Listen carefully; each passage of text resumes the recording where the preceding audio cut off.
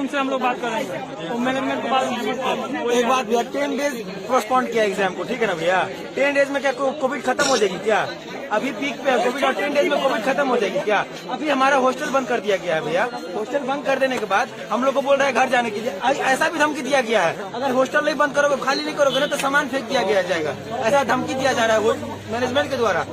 मान लीजिए सर, हमारा घर बिहार है और किसी का छत्तीसगढ़ है और भी कोलकाता के है, बहुत सारे जगह जगह के है। अभी मान के चलिए, अभी तो ट्रेन का वैसे भी बहुत ज्यादा प्रॉब्लम होने वाला है, फ्लाइट का कैंसिल, बहुत ज्यादा फ्लाइट कैंसिल हो रहा है। तो हम लोग घर कहाँ से जाएंगे? घर जाए नहीं जाएंगे, घर मान लीजिए तो रहेंगे कहाँ पे? हॉस्टल तो हम लोग को बेदखल कर दिया ना घर से। ऐसा नोटिफिकेशन आ रहा है सर कॉलेज से।